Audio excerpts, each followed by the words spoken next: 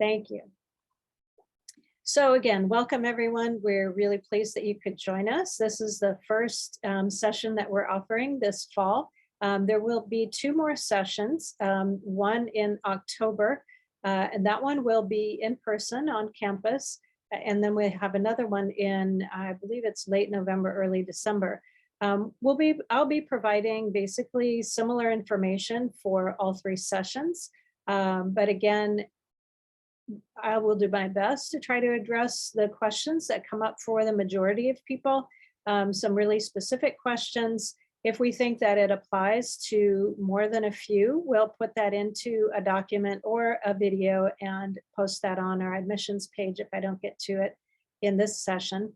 We also will, again, invite you to share your questions if they're very, very specific. And we're not able to answer those through this session or on the website, that you're welcome to contact our office admissions, and they will put their email address in the chat for you.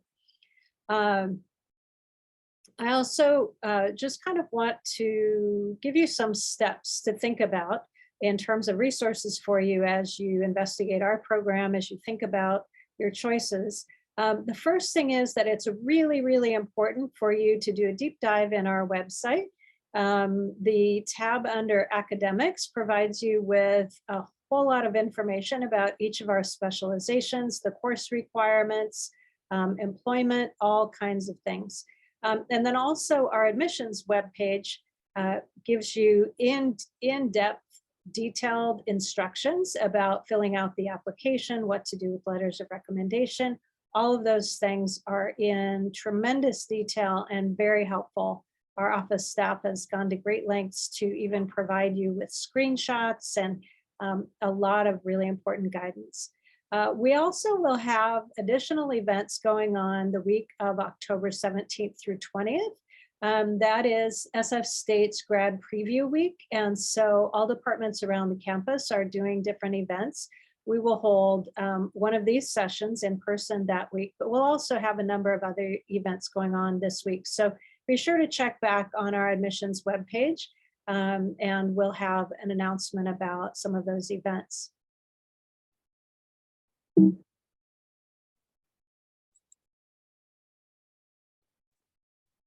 That didn't work very well. Let's try that. Okay. I also wanted to tell you that the slides that I'm using tonight, I have posted on our admissions webpage, and you see the QR code right there. You can use that to go to the slides that are now posted.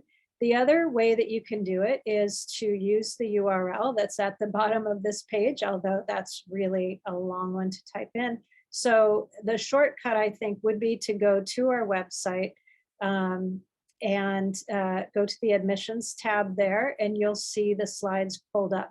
So if you wanted to do that now, you can do that and follow along with the presentation. You can also access those later. We'll leave those up.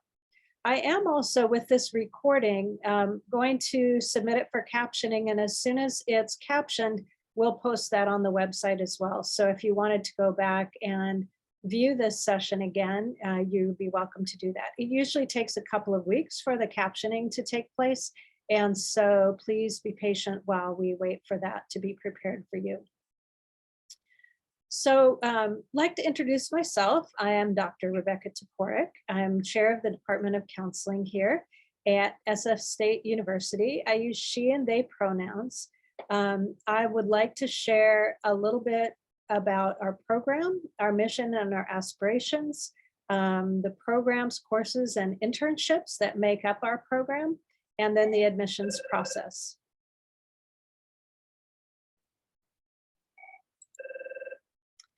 Before we get started, I would like to share an acknowledgement, and I would like to thank the Department of American Indian Studies here at SF State for their guidance in developing acknowledgements that are appropriate and respectful.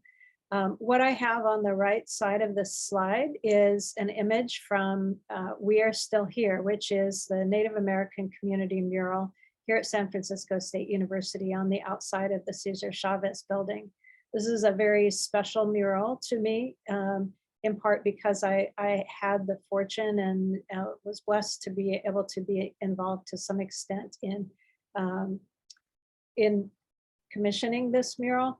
But it's also really important to me because I think it represents the gratitude that I have and the benefits that we as a program and as a university have to the people who are original inhabitants of this land, this occupied land. And so it's with that spirit that I want to share this acknowledgement.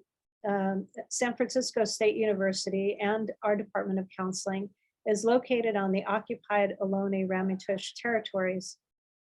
And we humbly acknowledge that our opportunity to live and work in what's now called the San Francisco Bay Area is only possible by the sacrifice of many Indigenous people historically, as well as their continued contributions and stewardship today. I also want to acknowledge that we benefit from the many Black and Brown communities who've worked, often in unjust circumstances, to make the public university system possible in California, as well as the US as a whole. I both live and work in occupied territories. I am a settler personally and professionally. The whole system of higher education, even public higher education, is really built on the work, sacrifice, and unjust conditions of both Indigenous peoples, but also other peoples of color. I also want to acknowledge that there are many people, both here at San Francisco State and also in the Bay Area, who are continuing the stewardship as Indigenous communities, and want to call out one organization in particular, Segura Te Land Trust, which is working diligently to rematriate the land. And so as a part of acknowledgement, I want to honor them and where I can make sure that people know that there is a place, if you are a settler like myself, a place that we can give back and make some contributions to writing what has happened historically and where we are today. So our mission at San Francisco State is to train the next generation of counselor leaders who recognize that the liberation of communities is only possible when an intersectional, participatory, community-driven approach to counseling is practiced. Our training program is grounded in the belief that counseling as a field of practice affords professionals the knowledge, skills needed to carry out social justice work through strength-based healing, wellness, advocacy, critical consciousness development, and action-oriented scholarship and research. What I'd like to share about this, you may have seen this mission on our website, and there are several things that are important to know. One is this is an aspirational statement. So this is our vision and values of who we would like to be, who we are striving to be. It is an ongoing process, and we continue to be a work in progress in this area. What we believe is that counseling is a part of the liberation process, and it is a part of the healing process. And so the extent to which we as faculty, as a program, as students, that we all work together and find ways in our microcosm, which is a community, but also within the larger community.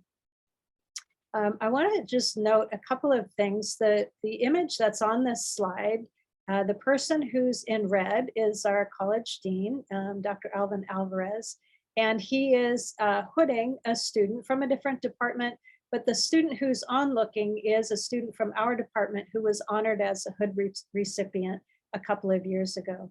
I also want to note that the background behind me is a photo of our in-person graduation in 2019, and gives me joy every time I look at that, because that really is part of what we're doing. So to go a little bit more in depth about our program and our different specializations, this lays a foundation for what I'll talk about a little bit later. We have 6 different specializations. And so when students apply, or prospective students apply to our program, they must choose one of these 6 specializations. And their application ought to be focused on one of these 6 specializations. The specialization you choose should be aligned with the kind of work that you hope to do as a counselor and the sort of expertise that you want to develop. In addition to choosing one specialization, you also have the option to choose a second one that would be called your emphasis. The emphasis gives you additional training in another area. You do a few extra courses, between 2 and 4 additional courses, and then also internship hours for that emphasis in addition to your specialization. So we have career counseling specialization, clinical mental health counseling, college counseling, gerontological counseling, marriage, family, and child counseling, and school counseling. And I'll talk a little bit later about the relationship between those. So one of the things that's important for you to know as you apply to the program is that we have 3 different degrees. And so the application is going to ask for which degree you are applying for. And so you choose your degree based on the specialization that you're hoping to be in.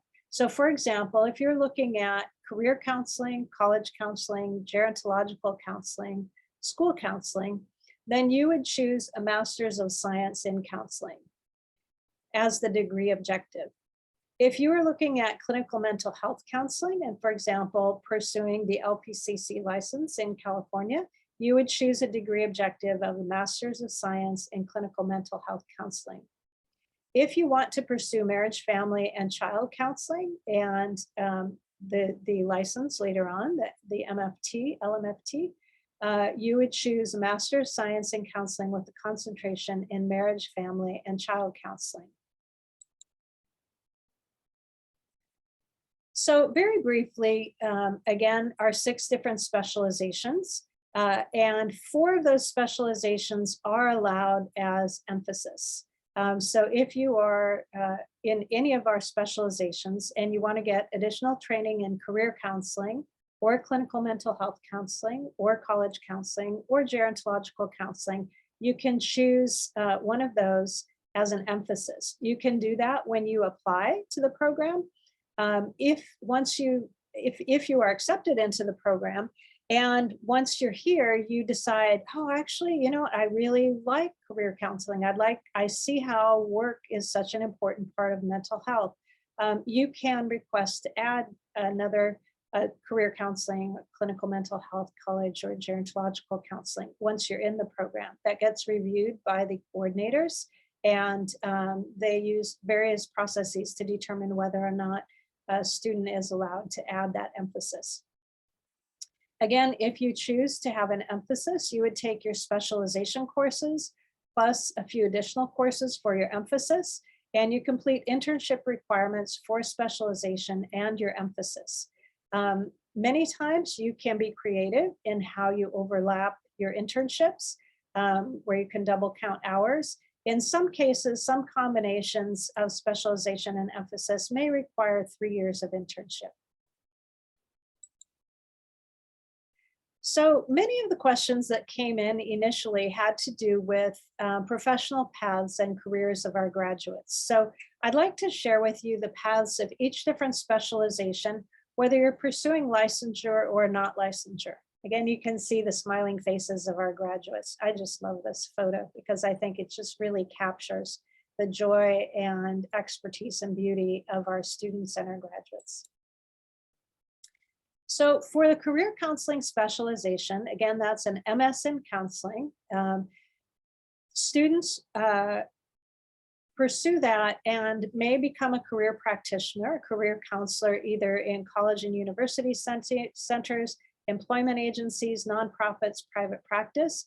They may also choose to pursue a license, an LPCC license. And if that's the case, then what they would need to do in the program is to request to have CMHC, clinical mental health, as an emphasis.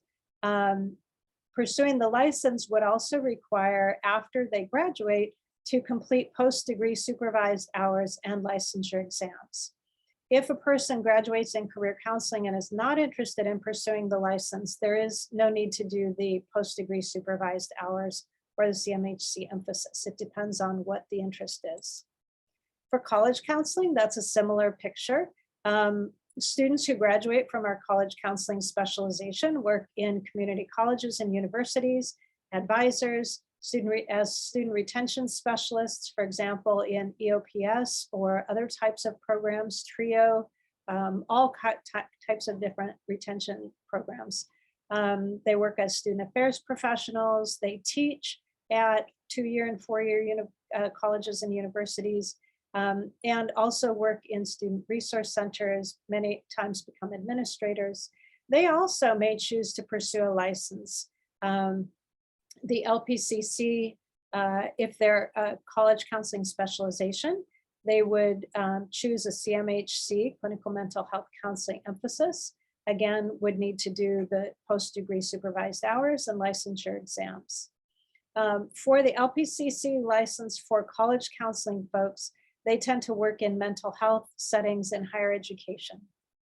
But they may also work in psychological services, nonprofits, private practice. Gerontological counseling specialization is one that's very often combined with CMHC. If a student graduates from gerontological counseling and does not pursue licensure, they tend to work with elders in nonprofits, community mental health, healthcare settings, under the supervision typically of a licensed provider. Again, folks who go through gerontological counseling often do combine it with clinical mental health counseling, or may have a specialization of the MFCC and do gerontological counseling as an emphasis. And for that, they would need to pursue the licensure process. Again, for CMHC, it would be as an emphasis, and then the post-degree supervised hours and licensure exams. For school counseling, most people who pursue school counseling are interested in the PPS credential, PPSC, to work within K through 12 settings, public and private charter schools, as school counselors and administrators in districts around the Bay. They may also do a career counseling emphasis because it seems to fit well in terms of the work that they do in schools. If they're interested in doing mental health counseling in the schools, they may want to do a CMHC emphasis for the LPCC license, or I know a couple questions came in about MFCC and combining MFCC with school counseling. That is a difficult combination because of the number of hours that are required in each. It is probably important, if you are interested in doing mental health counseling in the schools with a PPS credential, that you talk with our school counseling coordinator about that option. Our clinical mental health counseling specialization is often combined, as I said earlier, with career counseling, college counseling, or gerontological counseling emphasis. And students who graduate in that may choose to pursue license, or they may not. They may simply work in clinical mental health settings under the supervision of a licensed person. But in pursuing the LPCC license, once graduating, the graduate would complete post-degree supervised hours and licensure exams. For marriage, family, and child counseling specialization, our program is abbreviated as MFCC. The state calls it MFT. You could think about it as both. They're sort of interchangeable. So with that specialization, there is an option for CMHC counseling if the person wanted to pursue both the LMFT, the Licensed Marriage and Family Therapist, and the LPCC, the Licensed Professional Clinical Counselor License. If the person is only interested in pursuing the LMFT, then what they would do is complete the MFCC specialization here. In some of the internship hours that they complete here, they'll be able to use toward their license for BBS requirements. But the majority of hours they would complete after graduating, post-degree hours. There are also students who are interested in the marriage and family child counseling, but to have a particular expertise in an area. So for example, career counseling is one really good combination where folks are interested and understand how integrated work is with wellness. And so they may do an emphasis in career along with the MFCC. For folks who are interested in providing therapy or personal counseling in a college or university setting, they often combine that with an emphasis in college counseling. So very briefly, licenses, credentials, and certification. Through the state of California, both the licensed marriage family therapist and licensed professional clinical counselor is overseen by the Board of Behavioral, BBS. Yes, board. I've just lost my BBS basically. I want to say Board of Behavioral Sciences. And then the pupil personnel services credential, that's the school counseling credential, is overseen by the California Commission of Teacher Credential.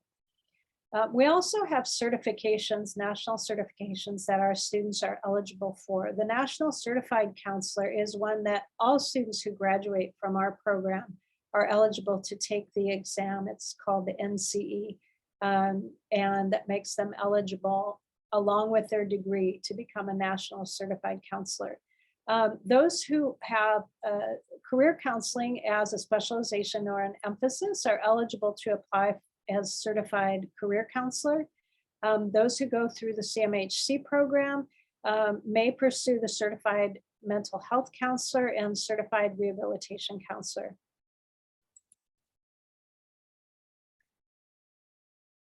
So licensure credential requirements for those folks who asked, here's some important information.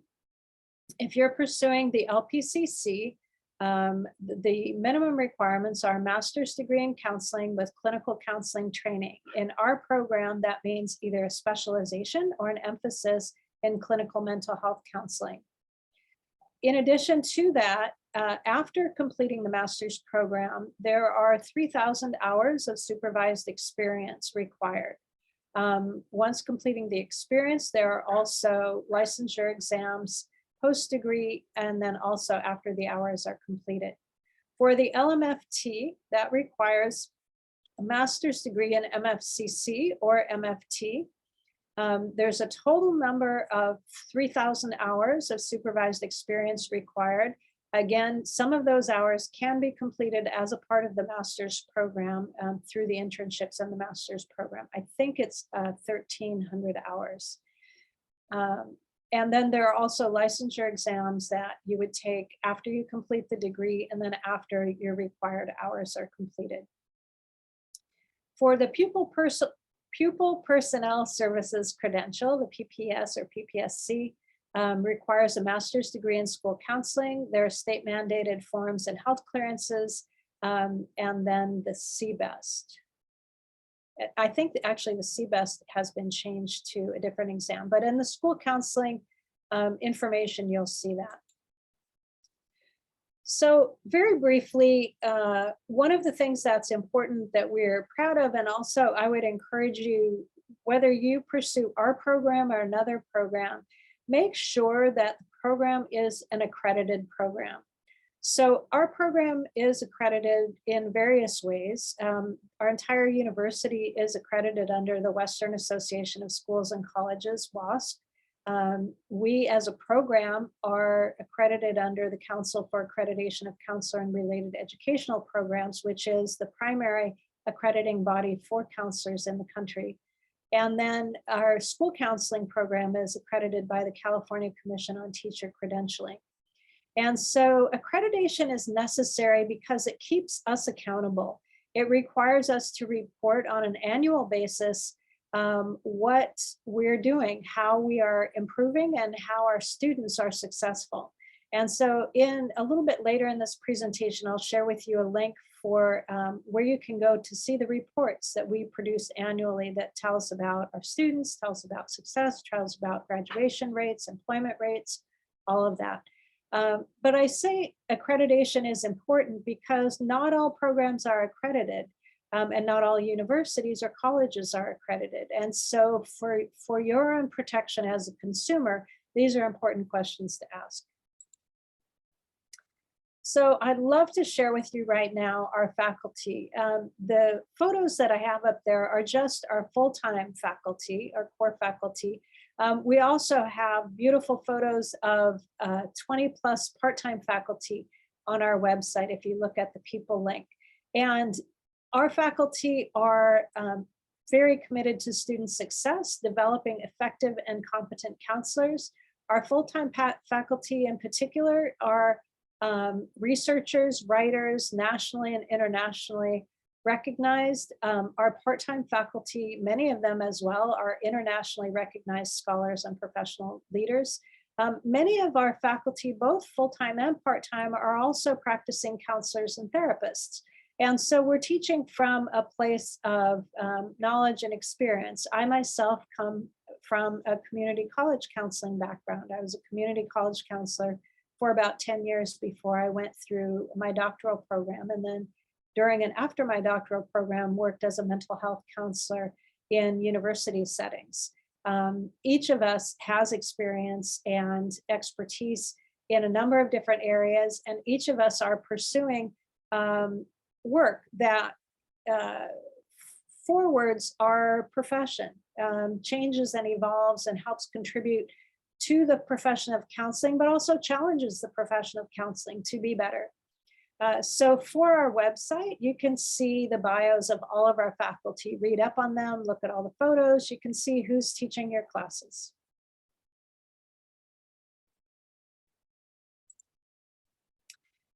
So being a student in the program, I'm going to talk a little bit about course load, internships, time to graduation, opportunities for community building, resources, professional training with professionalism expectations, and what I mean by that. The photos that I have on this slide are, again, some of my favorite photos. The top one is a photo of our alumni at Rock the School Bells, which is an event at Skyline College that was actually started by one of our alumni, Nate Novato, the one in the middle there in the brown jacket, who is actually now a lecturer faculty for us. I want to mention that of our part-time and lecturer faculty, many of them, probably the majority of them, went through our program as well, and went out and practiced in the field and then wanted to return to contribute, given their experience in the program and others. The second photo down there are students. This was actually one of my classes, a multicultural counseling class, where we went and worked at Project Homeless Connect. And then the bottom one is a photo of some clinical rehabilitation counseling students presenting at a conference. That program has now transformed into the clinical mental health counseling program. So in terms of courses and course load, there's 60 units of coursework required for each degree for the specialization. And within that 60 units, you would take core classes, specialization and emphasis classes, and internship classes. We are a fall and spring program. In other words, the majority of our classes are offered in the fall and the spring.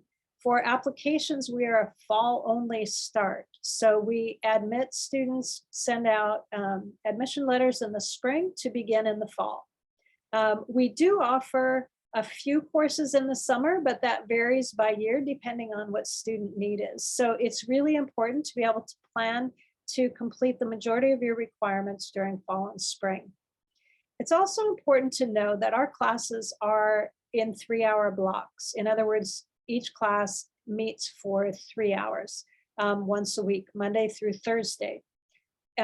One of the questions that often comes up is it possible to take all night classes? Is it possible to take only morning classes? Is it possible to take online classes?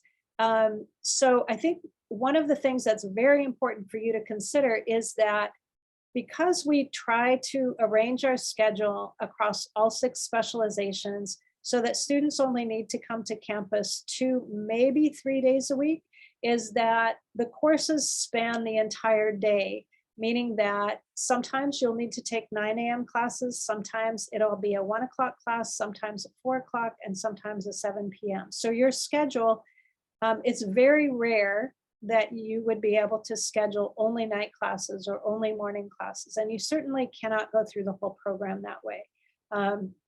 You would need to be flexible with your course schedule, and consequently with a work schedule. So some of the questions had to do with, is it possible to work while you're in the program? Yes, absolutely. Many of our students are working part-time.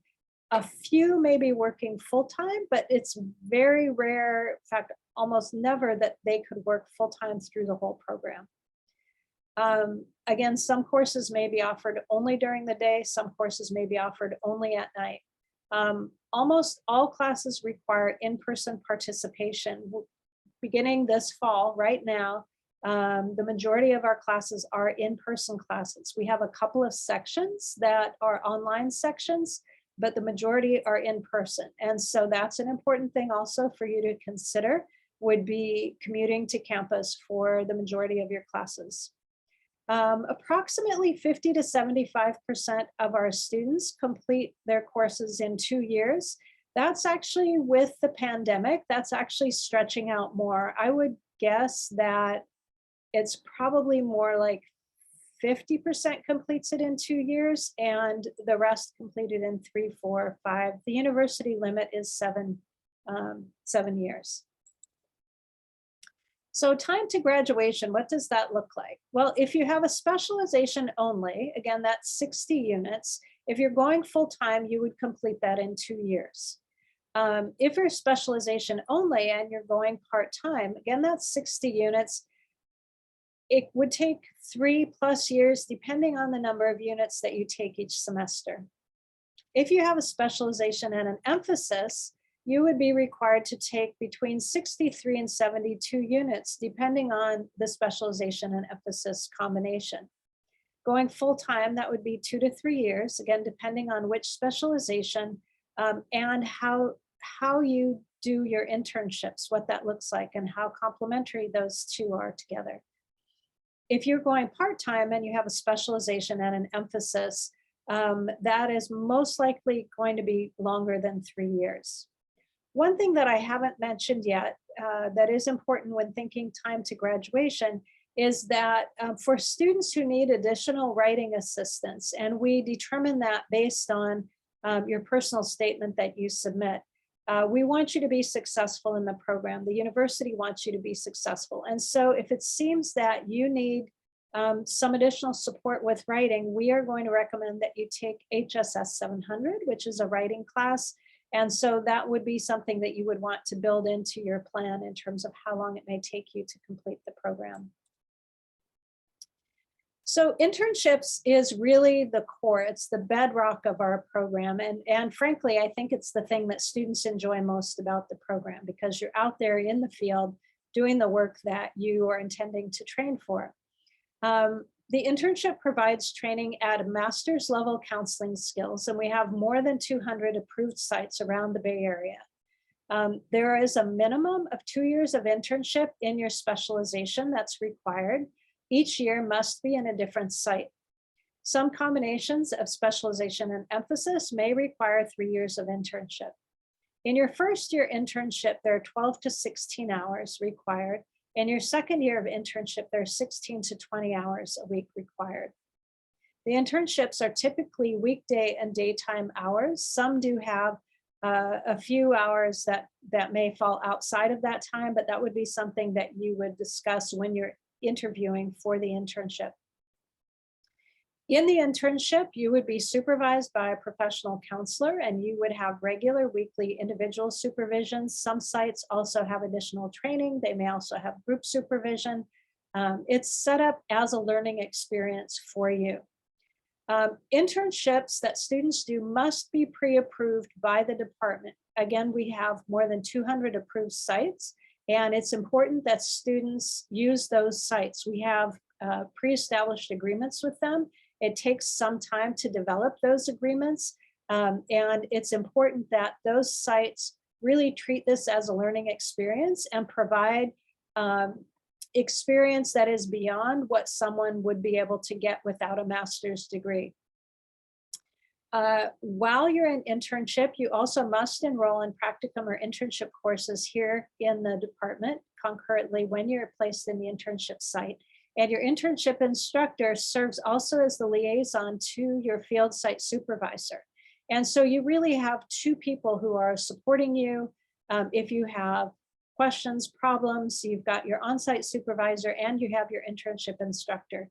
We also have an internship coordinator who also helps facilitate the process. There are a few sites that may offer a stipend or an hourly rate. However, that is a minority of the program or of the internships. So that is, I know, a hardship for many folks. What happens is that many sites are really trading off in their personnel hours, their time in terms of training to offer you, and are not able to offer financially a salary for interns. And so the choice is either we have internships for all of our students or not. And so that's an important thing for you to take a look at in terms of when and where you do your internships and how to arrange your life to allow for that. If there were several questions about, can I use my current job as an internship site? Generally, no. There are several reasons for that. One is that if you're currently working there and you don't have a master's degree, the work that you are doing does not require you to have a master's degree, and thus it would not actually be the kind of work that you ought to be demonstrating while you're in a master's program. There are sometimes possibilities that someone might do an internship at their organization, but in a different setting with a different supervisor and a different population. Doing that is actually important to talk with your faculty advisor. Every student has a faculty advisor that they work with from day one, and also the internship coordinator can help with that. Again, our website has information, and you can even take a look at our practicum and internship handbook online and see some of the policies.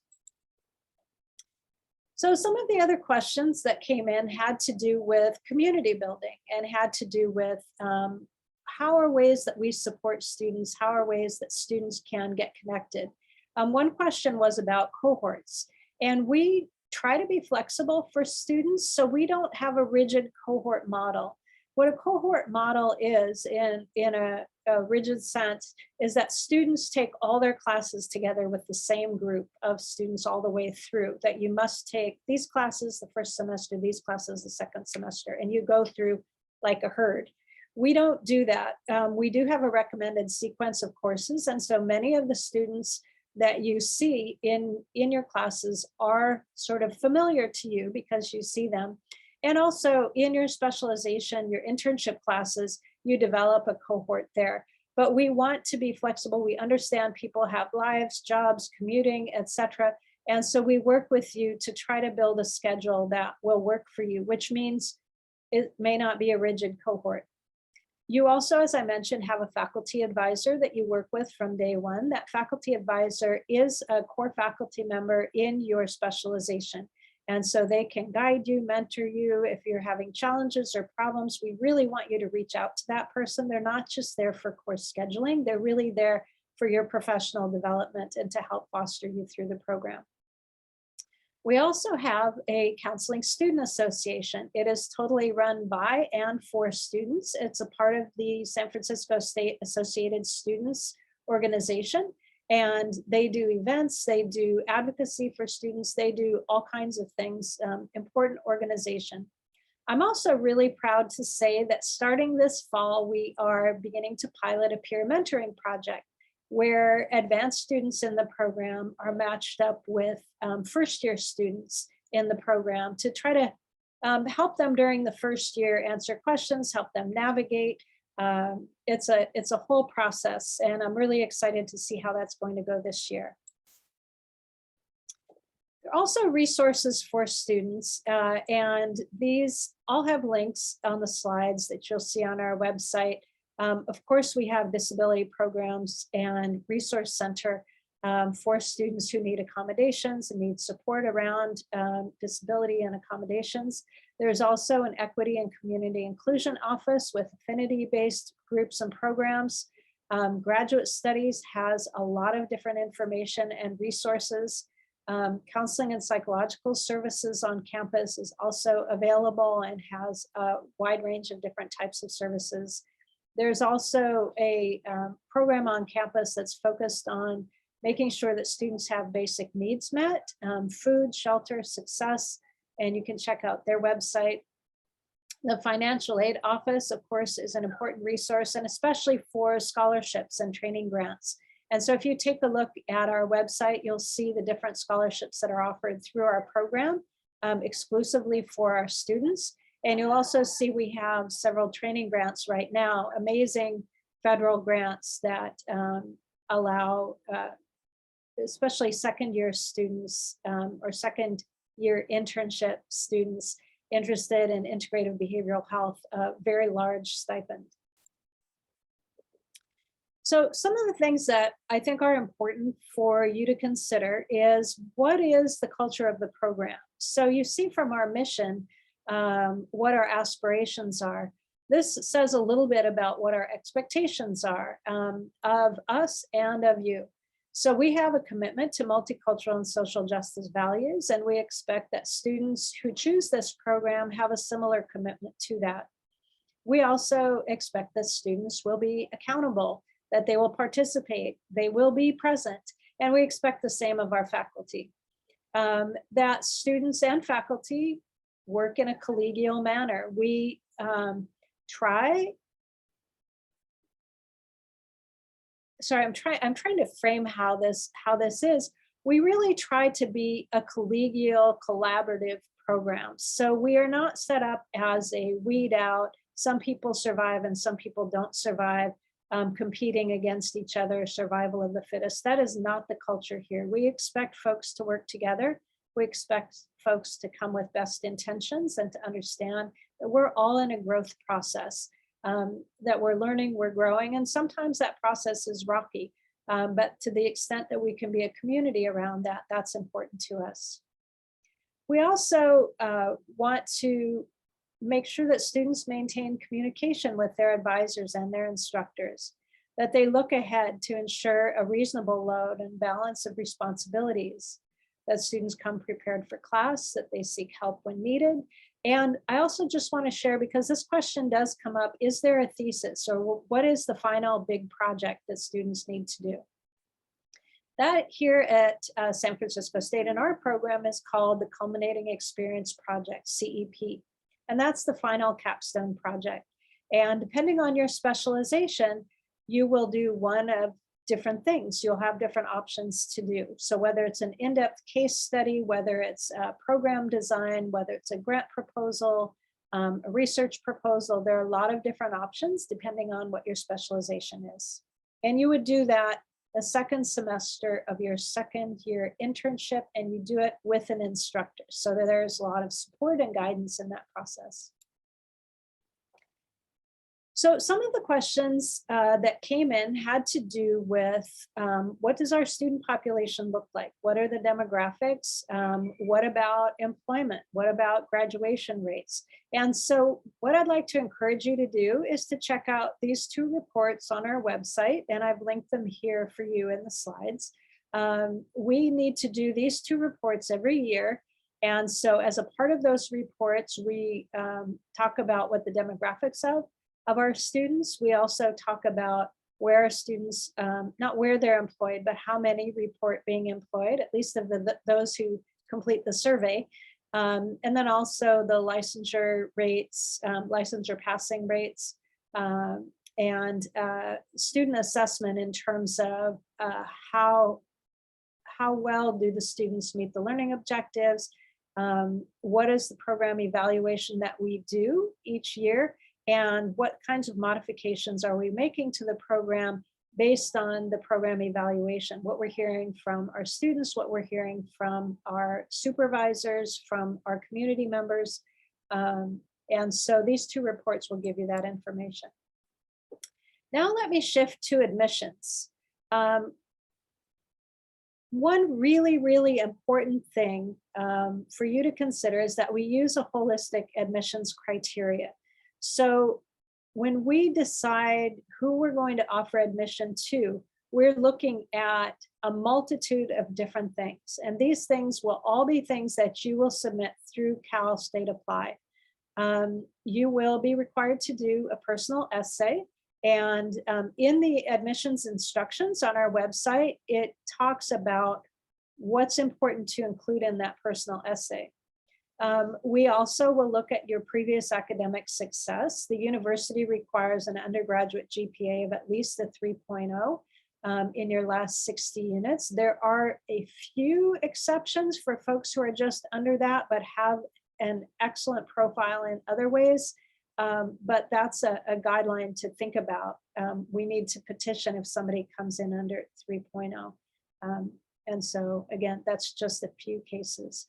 We also look at your other educational experiences, leadership, presentations that you've done, special projects that you've done. There are 2 letters of recommendation that are required. And there's, again, very detailed information about those letters, who should write them, what should they say. There's even a form that your letter writers can use. We have guidelines and instructions for you about the letters. We also look at your counseling related work or volunteer experience, as well as your other work experience that may not be counseling related. There's a summary of experience form that you'll fill out and submit along with your application. And so we're able to take a look at that and use that as a part of the process. One of the things that, again, is really important to us is what our students and faculty bring in terms of skills, knowledge, and experience related to diversity. And so we'll be looking at that across your whole profile and see what you may be bringing to the program as a student. So I want to clarify that there are some courses, undergraduate courses that we recommend. These are not required though. Counseling 690 is the field of counseling, and Counseling 691 is multicultural human relations. Those are both offered through San Francisco State through the Department of Counseling and are related to the minor in counseling for undergraduates. It's possible that folks might have taken those at other universities too. But also undergraduate psychology courses are really helpful. And we suggest that folks take those, although again, it's not required. It's not a part of the screening process for applications. But when you enter the program, it really helps to have a foundation of theories of personality, lifespan development, psychology, abnormal psychology. Also really strongly recommend having taken some ethnic studies or multicultural relations courses, because that is an important aspect of the coursework. The GRE is not required. We do not use that in the application process. We do not use that for assessment in writing. We do not use that for anything. So you don't need to submit that. We made that decision a couple of years ago and we're sticking by it. Okay, so with Cal State Apply, again, I want to emphasize that on our website, there are extensive instructions about what you need to do for this and describes each of these in detail. So the Cal State Apply application, it's an online application that is the only way to apply to our program and really any other CSU program. It's going to ask you for personal information. In the first part of that application, some of that information is fairly personal, like your living circumstances, your parents, etc. We do not see that information. That's something that the chancellor's office requests. We can't even request that they delete those questions. It's just a required part of the application. But again, we don't review that part. You will need to submit information for academic history. And then there are supplementary program materials, and this is really what we look at. There is a resume that's required. You can use whatever format for resume. What I would recommend as a career counselor, longtime career counselor, is that your resume really ought to translate your experiences and your skills and expertise to the type of counseling that you are hoping to do. Not that you should be expert in those areas, but what experiences have you had that are relevant to pursuing the program here. There's also a personal statement that is required. And that must be authored by you. It's fine to have other people review it. It's fine to go through different drafts before you submit it, but you must be the author of that personal statement. Again, that's one of the ways that we try to help you through assessing your writing skills. Unofficial transcripts are required for the application. You do not submit official transcripts until after, if and when you are admitted to the program. There's also an experience summary form that asks you for your counseling experience and other experience. It'll include paid and volunteer experience. And then 2 letters of recommendation, academic and or professional sources. The deadline is January 15th. Application becomes open on October 1st, so just in a few days. And then you have until January 15th to submit it. Again, it must be done through Cal State Apply. And the first step that you will want to do is reach out to the folks that you want to write your letters of recommendation, 2 people. Again, as a career counselor, I'm going to tell you that your first question to them should be, are you willing to write a strong letter of recommendation for me to a counseling program? Because it's essential that you get folks who really can talk about your skills, your strengths for this type of a program, that they know you in a supervisor capacity, preferably, or in an academic capacity. Some folks asked, is it okay to have a coworker or a friend write? That's not ideal because they may not necessarily be in a supervisor capacity. If they were senior to you and they did have oversight over your work, that might be a little bit different, but they need to speak to you beyond just your personal qualities, but your potential and your experience related to the program. The letters must be submitted through Cal Apply. When you decide or confirm who your letter writers will be, you'll submit that information to Cal Apply, and then Cal Apply will contact them directly, giving them the information about how to upload their letters through the portal. Again, on our website, the instructions are very detailed about how to do that. I'll also tell you that our department requires a $25 processing fee for the applications. The university also has an application fee, and so it's important to know both of those things. For our department application fee, you would submit that fee online, and again, our application instructions on our website tells you exactly how to do that. Some of our specializations will review the Cal State Apply applications and then may also require an interview. Not all of our specializations do that, and to be very honest, we're sort of in the process of determining what that's going to look like for this year. So I can't tell you right now which specializations would do interviews and which would not. School counseling has historically done it. Clinical mental health may, career might, college might. Not quite sure yet.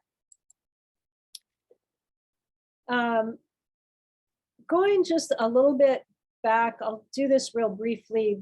The university requires a pre-admission writing assessment of all students. And so the way we've chosen to do that is through the personal statement. In the application, you will be required to sign an affidavit that you are the original author of your personal statement. And really, again, this is for your benefit. It is a university requirement, but it's a requirement so that we can really help provide students with additional assistance before they get into the writing heavy classes in the graduate program. Just take a quick drink of water.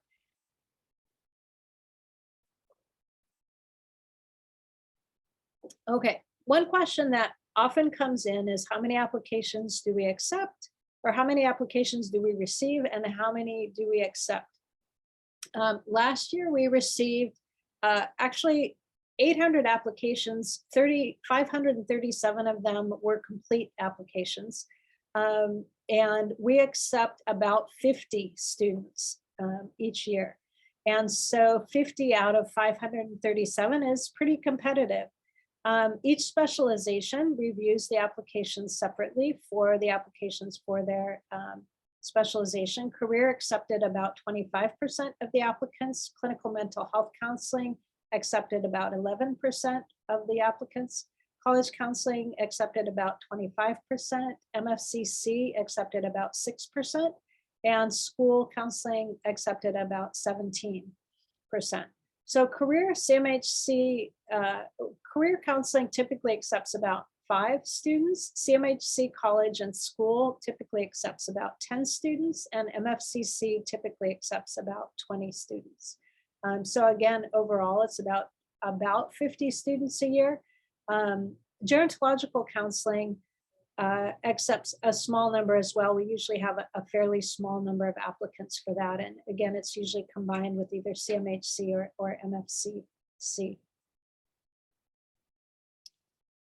Whoops, that went backwards. Okay, so I'm about wrapping up, so we will have some time for questions. Again, I want to emphasize our website, which is where you will find all the instructions for the application. You'll also find short videos about each of our specialization. You'll find those on the admissions webpage. These slides are posted there now. Once the captioning is done for this video, I will post that. I notice my lights keep going off in my office though, so not a very photogenic video, but that's okay. You don't care about that, right? You just want the information. So also be sure that you check out the academics section of our website, because that contains a lot of information about each of the specializations, about the courses, about the requirements, about licensure. A lot of the questions that came in the registration here are things that are answered on our website. The other place to look is about the program and that link that I showed earlier for accreditation reports, and you can find a lot of information there as well. So with that, oh, and the last thing, if the answer is not on the website, if we don't put it in the admissions FAQ, you can email our department, and again, I'm asking our staff to be sure to put in the chat again the admissions link for that. So with that, let me go ahead and open it up for questions. I think what I'm going to do is to end the slideshow and stop sharing my screen here. Okay. And I'm just going to pin myself, I guess. All right, there we go.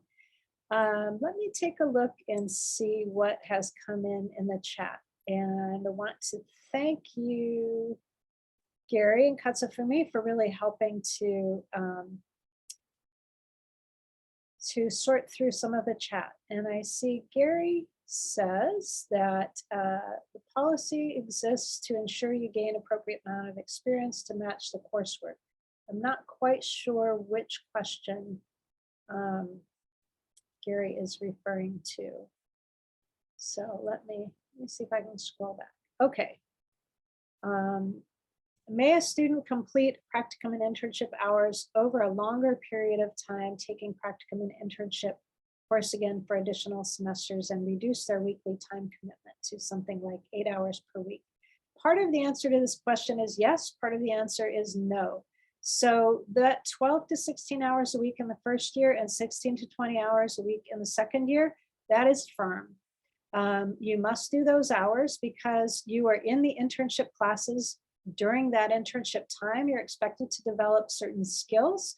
Our accrediting body requires a certain amount of hours and skill building during that time. So you're working most closely with instructors during those courses. If you need additional hours, if, for example, at your site something happens, you don't quite make the minimum number of hours for graduation, you could take a third year of internship. That also happens with the emphasis. So with an emphasis, you may have additional hours that you need to complete beyond the 700 hours, or for school counseling, it's a total of 900 hours. And so for that, you may take a third year, but you cannot do sort of part-time, break your internship in half and do that because it accompanies the courses. Can a student that has an emphasis in CMHC but not majoring in it, in other words, not have a specialization? I think that's the question. Yes, as I said, with the paths to licensure, if you have a CMHC emphasis, you will have completed the coursework necessary to pursue the LPCC. And the nationally certified mental health counselor, that also should be fine because you would be taking all the courses required for CMHC. So you should be fine with that. The LPCC with the school counseling program, again, you do an emphasis in CMHC. Let's see. For the percentage of students who pass the licensure exams, I'm going to direct you again to the reports that we have on our website, and that'll give you the information regarding licensure pass rates and exam pass rates. Let's see. May a student complete practicum and internship hours? Oh, okay, yes, answered that question. Internship opportunities in Santa Cruz. There are occasionally, it is a little bit tricky though. We don't have very many that are that far outside, in part because in certain circumstances, we need to be able to visit the internship site if there are problems, if there are concerns. And so most of our internship sites are within sort of a workable distance from San Francisco. And also we have very few students who are actually doing internship down there, especially because our program is an in-person program. That's a lot of commuting to do. But that may be a possibility, but it would mean commuting, for the internship class up to San Francisco and doing the internship down in Santa Cruz. So that's that would be difficult. Let's see, I did upload the 2022 slides today. So somebody said they're seeing the 2021. So I'll have to take a look at our website and see what's happened. When I looked at it earlier, it was the new slides that were posted, but not sure. I'll check again. Let's see. What else do we have? For college counseling, for the recommenders, and I'm going to answer this generally for all specializations, it really is helpful to have recommenders who can speak to your experience that's related to what you're applying for. So in terms of college counseling, it could be your work in higher education, it could be related to counseling, it could be any of those. What we want to see is how much do you know about the specialization, and this is true for the personal statement. How much do you understand what you're getting yourself into, and what kind of experience do you have that sort of has led you to this point? With the letter writers, there's a lot that they can say about you that helps us get a sense of who you are and who you would be in the program. Another question, this is a good question, is the latest the student can start their first year internship after completing 24 units in the program, or may they postpone it? We actually have just made a policy decision last week that 30 units is the maximum number of units. And so you cannot postpone it past that. During COVID, we were much more flexible on that, given the difficulty in internship sites providing opportunities. But now that things are sort of back to access, it is 30 units. It's really important that students begin their clinical and counseling practice early enough in the program that the courses are actually make sense in terms of what they mean for practice. Do the internship hours in the program count toward California state licensure? Only for the MFCC, as I mentioned earlier. Great question about choosing internship before you begin the program. Really important question, and I want to answer that a little bit, because what I didn't talk about is support around finding internships. So we have multiple ways that we support students in finding internships. For students who are entering the program, we have the first orientation in April that all admitted students are required to attend. And as a part of that, we have an internship fair. We do an internship seeking workshop then. And then we also have the sites that are still looking for interns for the following fall. We have their information, we have connections so that incoming students can reach out to those sites and try to seek an interview. I do want to say that the internship search process is somewhat like a job search process. It is up to the student to reach out to the sites, typically to give them a resume, to do an interview with them, and then select among the different sites. The internship sites select among many different students. Our program is big and has been in the Bay Area for many, many, many decades. And many of our internship sites are alumni of our program. And so we have very strong network and connections to them, but it is a competitive process. All of our students get internships when they need them past the first year. The first year is difficult because when you're a continuing student in the program, we have our internship fair in late January, early February. That's when students start seeking internship. We have an internship fair then. We have workshops. You work with your faculty advisor. We have an internship coordinator. And so there is a lot of support in terms of if you're trying to decide between internships. All of the internships come open during the spring and announce whether or not they'll have internships for the following year. And so by the time students are admitted, many of those sites have already been offered to continuing students. So there are fewer internships available for students in their first year, but honestly, the majority of students that start in their first year are able to secure an internship, especially if they're able to be somewhat flexible about their schedule, about commuting, things like that. One of the other questions that came up was about, is it essential to have a car when you're in the program? That's not necessarily essential at all. Many of our students don't have cars, they use public transportation, but it does depend on where you live, and it depends on where your internship is. There are many internship sites for school counseling in San Francisco. We have a longstanding relationship with San Francisco Unified School District, as well as the other surrounding school districts. There are some internships in hospital settings for CMHC, MFCC, and also, very honestly, career counseling. We have a really strong internship with UCSF working with medical students. Let's see, if you don't declare an emphasis, if you are doing specialization, MFCC, and you're only interested in pursuing the LMFT, the License for Marriage and Family Therapy, and not interested in getting any additional expertise, you do not need to add an emphasis. In terms of adding an emphasis later in the program, that really depends on the emphasis and the number of people who are trying to also add that. Many of the specializations consider emphasis requests along with new applicants. Some of them also do it based on a student's record in the program. So it varies.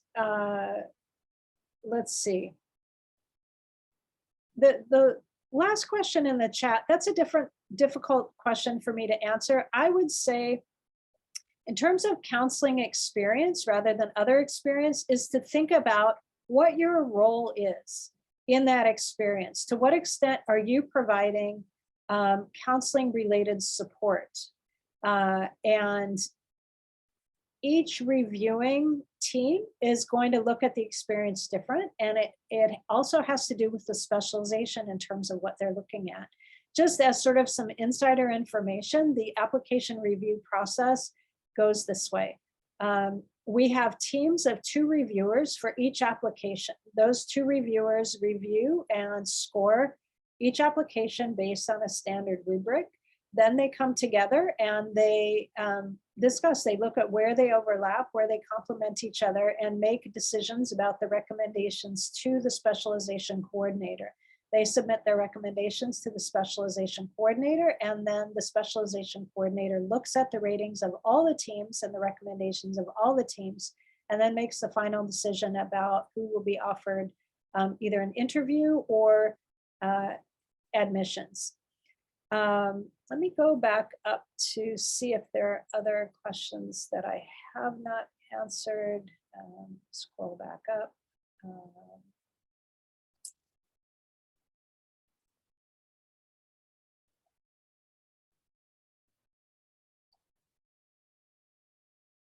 How many students in the program that do research get a publication? That's actually an interesting question, and it really varies. So there is there are different paths that folks take. You may see that recently one of our students was published in a professional association newsletter. We don't have that many students that do independent research that publish that independently. And part of the reason that I'll say that is that the program being a 2 to 3 year program, the publication process, and I'm speaking as a former journal editor, takes a long time. Doing research and writing takes a long time, and the editorial process takes a long time. We do have quite a few students, though. Well, we have a number of students who do collaborate with faculty on research. And so some of those students in the work that they're doing with faculty, typically on faculty research projects, may have publication credit, might be involved in something that results in publication. Again, research is a fairly long process, so it depends on how long you are in the program and how much involvement you have in the research project. So what I would suggest that you do is take a look at the faculty bios and see the work that faculty are doing, and determine whether any of the work that faculty are doing is related to what you're interested in, and whether or not you might work with that faculty member. Because this program, really the majority of students that come to this program come because they're interested in practicing as a counselor. There are a few students who come because they eventually, or during their time in the program, decide that they want to pursue a doctoral program of some kind. Those are the students typically that do research if they're looking to go on to doctoral programs later on. But it really varies. It depends on so many different things. Let's see, let's go back to, do government agencies hire LPCC even if they don't list that as a means to qualify for a job? You really need to reach out to them. I can't speak for government agencies. One of the things I can speak for is that the LPCC is relatively new compared to social work, for example, and MFT. And so some of the agencies, it is taking some time. It depends on their funding. So some federal funding does not include LPCC, whereas other funding does include it. So it really depends on what you're talking about. There are some opportunities for being a research assistant and a teaching assistant in the Department of Counseling. So we do have a project, which I'm really proud of, really happy. It's an instructor-mentee project, and we have about 4 students a semester who are interested in being instructor-mentees. And so they interview with undergraduate instructors. We have a small undergraduate offerings. They interview with those instructors, and if it looks like it's going to be a good match, they may work with them. There's a small stipend. And students can also get independent study credit for that. Depending on the grants that faculty have for research, they may have research assistant opportunities that are paid. Some of the faculty also are interested and willing in taking on students as a research assistant or a research collaborator, and may not have funding for that. But if the student's interested in working on the project, I, for example, have worked with quite a few students in the past on different projects that I've been working on. And almost all the full-time faculty have ongoing research projects. So really it's a matter of just reaching out to them. But again, they may not be paid opportunities, just given the way funding is. Do we have many commuter students? Yes, we have a lot. It depends on what you mean by commuter students. But as most of you know, probably the Bay Area is very big. Cost of living is high. And so many of us live further away. I, for example, commute, it's about an hour, hour and a half each way for me to commute. Many of our students also commute from around the Bay Area. There is very small amount of graduate student housing on campus, and that is not where the majority of students live. If you apply to the program and you're accepted and do need or want to pursue graduate student housing, you would need to contact me as soon as possible, because then I need to contact the housing office here on campus. It's a little bit of a complicated process. But we do have, the university has recommendations and resources for off-campus housing. The other resource that I'll mention is that students created several years ago a Slack community. And so a lot of questions like housing and navigating and things like that come up on the Slack channel. Faculty are not invited to the Slack channel, and we respect that space. So I cannot give you any links to that. If you are admitted to the program, you would get a link from another student, and you can find out that information. Let's see, let me go back and see if we have some other questions that have not yet been answered.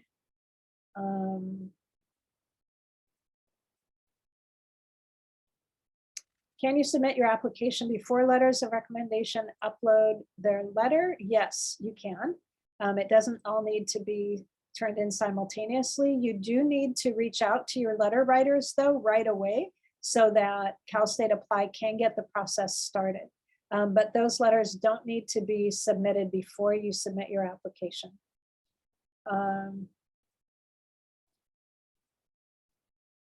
Let's see.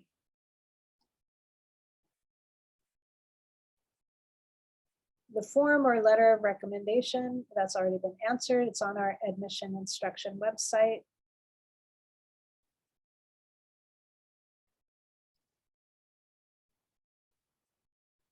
And thank you. The email is apply.msc@sfsu.edu.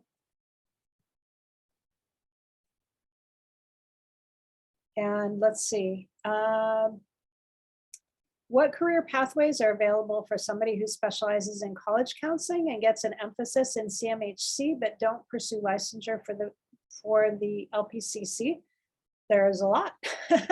I assume if somebody specializes in college counseling, or really any of the specializations, is that you are taking that specialization because you want to work within that setting and or with that population. So in this example, somebody who specializes in college counseling and gets an emphasis in CMHC, I assume that's because they want to work with a college student population. So there are a whole range of ways that somebody might work with a college student population.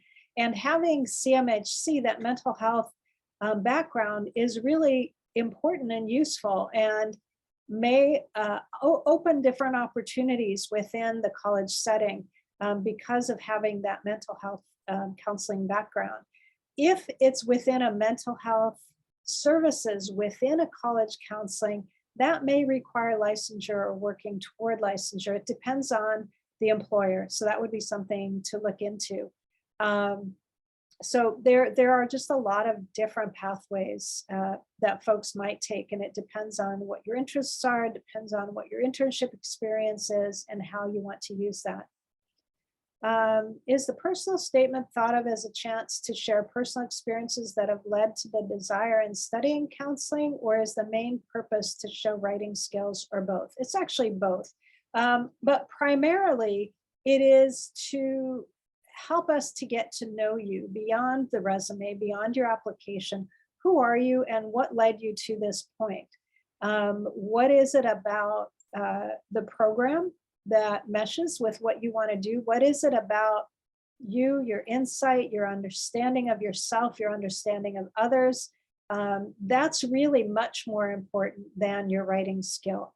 As I said, we have ways to assist with your writing skill if that's an area for growth for you. That's your personal statement needs to be coherent. We need to be able to read it. We need to know that you communicate well. But what we really want to know is, how did you get to this point? What's your insight? What experiences have you had with people who are different from yourself? Again, in the instructions, we go into a fair amount of detail about the personal statement. Let's see, working professional, not been in college or graduate school for a number of years, and recommendations coming from current place of work. Yes, that is fine. And if you've been teaching there, that's certainly fine. It is important that that the person has been able to view your work, again, from, to some extent, a supervisory capacity. Often, part of the thing about colleagues and friends is that their relationship with you is different. And so there can be a conflict of interest in terms of what they're providing.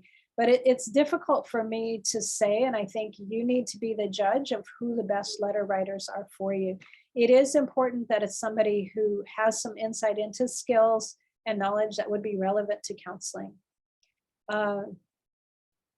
Let's see, somebody interested in a child life specialist. One of the things that I want to say generally about a question that often comes up is the difference between MFCC and CMHC. And historically, the MFCC program, because it includes child counseling, if you are interested in working with children,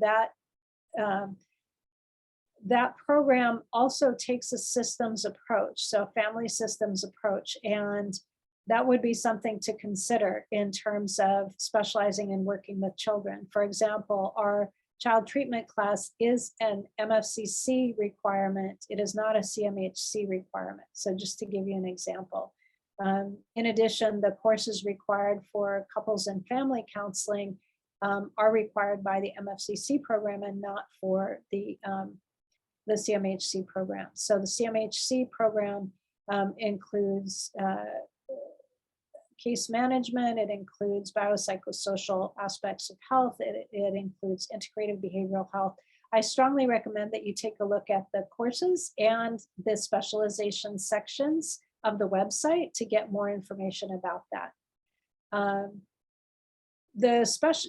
So about CACREP accreditation, all 5 of our programs, let me step back. All of our specializations are accredited by CACREP except for gerontological counseling, and that is because CACREP no longer accredits gerontological counseling. It doesn't do it for anywhere in the country, and so we've maintained that specialization, although CACREP doesn't accredit gerontological counseling. But all of our other programs, the career counseling, college counseling, clinical mental health counseling, school counseling, marriage and family therapy, those are all accredited by CACREP. Is a third internship needed for specialization of college counseling with CMHC? Not necessarily. So this is another example of being strategic and combining your internships can allow you to do 2 internships depending on the specialization. So for a mental health counseling and college counseling combination, so whether it's CMHC and college counseling or MFCC and college counseling, if you do your internships in a higher education and a college counseling setting, that will count for both. And we have quite a few that are already approved sites that cover both. So it would be important to work with your faculty advisor and the internship coordinator. We have a master list of all our approved sites, and that's what we expect students to use when they're looking at potential sites. I see that we have just 1 minute left. So with that, I will just say thank you for joining us tonight. I will check to make sure that the slides that show on our website are the slides that we use. Rebecca, I have a couple of things to say. Oh, yes, yes. Thank you, Katsufumi. So as you know, admission starts on October 1st and January 15th. I can't stress enough, every year that this happens, the first day of the admission, we get close to 20 applications. I don't know where they got that idea that first come, first serve, or we don't do rolling enrollment. So I'm telling you right now, there is absolutely zero advantage if you submit the application early. I would not recommend do that. So, you have a 5 months, approximately 5 months to submit the application. So take your time and contact your recommender, and you can submit application in January. Not saying that wait until last minute, because there's a tendency that our server tend to crash a couple of days before the admission ends. So I would suggest to submit at least 3 to 4 days before the admission ends. And also, you're not responsible for submitting recommendations. Your recommenders are. So you can submit your application on time without any recommendation. We will remind you after the deadline. If we don't have 2 letters of recommendation, you have time to reach your recommenders. That's it. Katsufumi, thank you for bringing up those 2 points. I also want to add, if I'm accurate, that once you've submitted your application, you cannot pull it back and change it. We get that a lot. Yes. So yeah, it is really important to take your time, like Katsufumi said. Take your time with the application, wait till you're really sure that you're ready to submit it, and you have until January 15th, or to be safe, January 13th. I would ask you, everyone, to be a professional. This is the last education most likely you complete, unless you go into a PhD program. But try not to be a student. Try to be a professional, and then you understand why when you graduate. So you can start from now. Try to be a professional counselor, and then move on to your application. There's one other question that comes up to, can we include a 3rd letter of recommendation as a safety net? We only review 2 letters of recommendation. So if 3 are submitted, we don't know what to do with that. So what I would recommend is that you start early with your letter writers and you check in with them. And if somebody is not being responsive, then maybe you ask an additional person to write a letter. But I would not recommend starting off with 3, because if all 3 submit them, that may not be the strongest. We don't know. We'll only choose 2 to look at, and it may not be the strongest 2. One more thing. Again, you have a time to contact your recommenders if after the deadline, if your letter is not in. We will remind you how many letters we have after the deadline, and then you have approximately 3 weeks. If your recommenders do not respond, you have approximately 3 weeks to find another recommender to submit the recommendation. Great. Thank you so much. Thank you all for joining us tonight, and we look forward to seeing your application eventually when you're ready. And stay posted. Again, we will be posting probably in early October-ish the schedule for grad preview week and what events. We'll probably add to those all the way up to October 17th when grad preview week happens. And we will post this video as well once we get it captioned. And best wishes to you. Hope you have a safe, healthy evening. Thank you.